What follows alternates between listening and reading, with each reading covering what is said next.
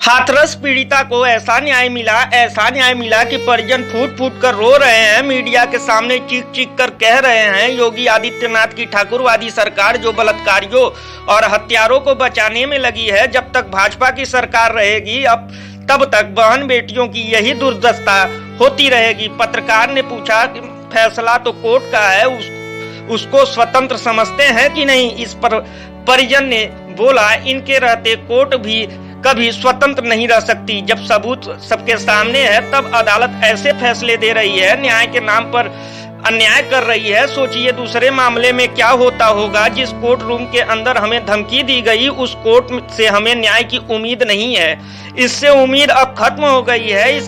इसके साथ ही रोते बिकलते परिजनों ने सरकार और न्यायपालिका को चेतावनी दी, जब तक न्याय नहीं मिलेगा तब तक अस्थियों को विसर्जन नहीं किया जाएगा। वैसे ये चेतावनी कहीं धमकी बनकर योगी आदित्यनाथ की तरफ से वापस ना आ जाए कि ज्यादा बोलोगे तो बुलडोजर से घर गिरा दिया जाएगा, चुप हो जाओ नहीं कायदे से चुप करा दिया जाएगा। आप सोच रहे होंगे क्या सरकार इतनी बेरहम होगी कि पीड़िता के घर बुलडोजर चलवा देगी? तो याद करिए 2.5 साल पहले का मंजर, जब हाथरस की दलित लड़की के साथ दरिंदगी की गई, तब परिजनों से निपटने की यही तकरीब अपनाई गई थी। पुलिस का पहरा बिठाया गया था और परिजनों की सहमति के बिना उसकी चिता को आग लगा दी गई थी। साफ साफ कहें तो सबूत मिटाने की कोशिश की गई थी। 2020 में सबूत मिटाने की कोशिश की गई थी।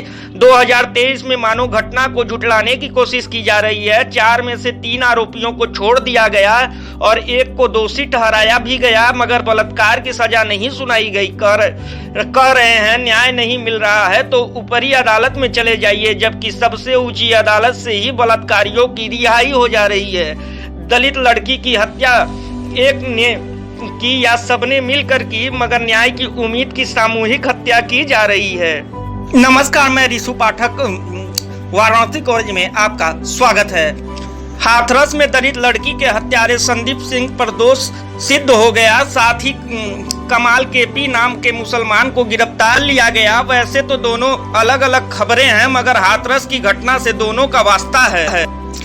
ठाकुर लड़का हत्या का दोषी पाया गया, घर पर बुलडोजर नहीं चलाया गया, मुस्लिम युवक को लोगों को भड़काने का आरोपी बताया गया। यूपी में कोई घर मिला तो गिरा दिया जाएगा, जैसे हफ्ते भर पहले प्रयागराज की घटना के आरोपियों के घर बुलडोजर चलाया जा रहा है। 2.5 साल से हाथरस के आरोपियों को क्यों बचाया जा रहा है? खैर, अभी हाथरस की घटना पर फोकस करते हैं कि वहाँ क्या क्या घटनाक्रम चल रहे हैं, क्या क्या हो रहा है। एससी समुदाय की लड़की के साथ हुई दरिंदगी के लगभग 2.5 साल पूरे हो गए हैं। मानो फिर से वही घटना दोहराई जा रही है। तब उस मासूम के साथ जबरदस्ती की गई और मौत के घाट उतार दिया गया। आज उसके परिजन के साथ जाति हो रही है, मानो उन्हें ही सजा सुनाई जा रही है। आरोपियों की जाति ठाकुर थी, अधिकारियों की जाति ठाकुर थी। जो दिखा रहे थे वहां गुंडागर्दी, उन समातियों की जाति ठाकुर थी। चला रहे हैं जो प्रदेश की सरकार, उनकी जाति तो ठाकुर है ही। साथ ही उन्होंने खुद को कहा है कि जाति गुरूर वाला छत्री हूँ।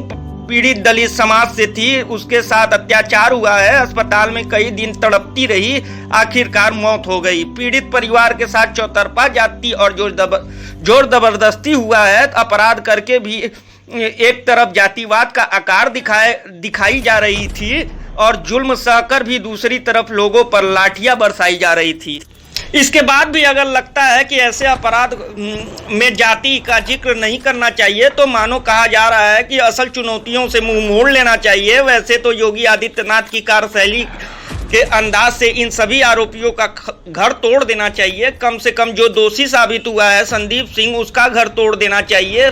फिल्म और वेब सीरीज से भी ज़्यादा बेहतरीन होता है जिसकी स्क्रिप्ट, उस तरह से इनकाउंटर कर देना चाहिए, मगर किसी के साथ कोई ऐसा बर्ताव नहीं किया जाता। अच्छा है कि संविधान समझ संदेश दिया जाता है, न्यायपालिका के भरोसे सब कुछ छोड़ दिया जाता है। आरोपी मुसलमान या राजनीतिक विरोधी हो तो सजा मिलने से पहले उनके घर पर बुलडोजर चला दिया जाता है, और आरोपी अगर अपनी जाति का हो तो दोष साबित हो जाने के बाद भी हर संभव बचाव किया जाता है। अगर फैसले से संतुष्ट नहीं तो ऊपरी अदालत में चले जाइए, कुछ इस तरह का सुझाव दिया जाता है।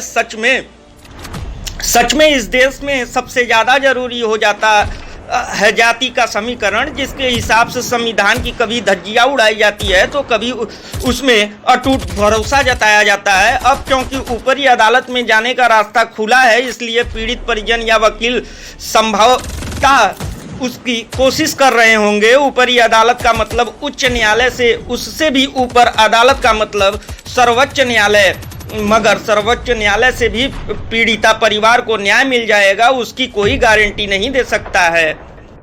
दिल्ली के छावला में एक लड़की के साथ जिस तरह से दरिंदगी की गई थी, उसके बावजूद अपराधियों को छोड़ दिया गया, इस बात को भुलाया नहीं जा सकता। अपराधियों ने अपहरण किया, सामूहिक बलात्कार किया, चेहरे पर तेजाब डाले, गुप्त अंग को क्षतिग्रस्त किया, जैक और पाना जैसे कार के औजार का इस्तेमाल करके पूरे शरीर को दाग दिया। जो कुछ कर सकते थे दरिंदगी की सारी हदें पार किया।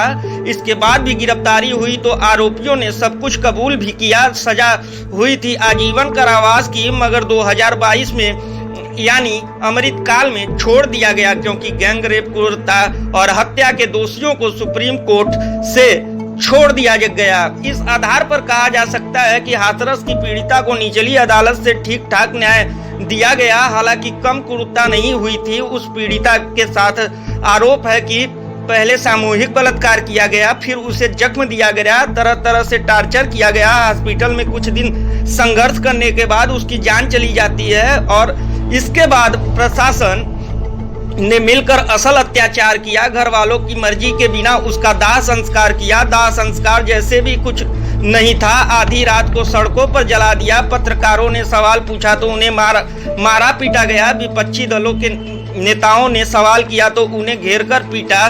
साथ ही आरोपियों का खुलकर बचाव किया। पुलिस अधिकारियों ने जिन्हें बचाने की कोशिश की, खुद मुख्यमंत्री ने जिन्हें बचाने की कोशिश की, बाद में उन्हीं पर आरोप तय हुआ। एक आरोपी का दोष सिद्ध भी हुआ, एक दोषी ठहराया गया, बाकी को निर्दोष करार दे दिया गया।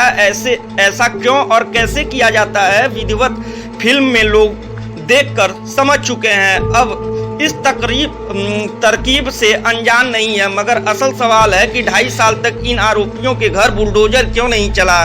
जो दोषी साबित हुए हैं उसके घर बुलडोजर क्यों नहीं चल रहा है? क्योंकि वो ठाकुर है, यानी स्वर्ण हिंदू, कोई दलित, कोई यादव, कोई मुसलमान नहीं है।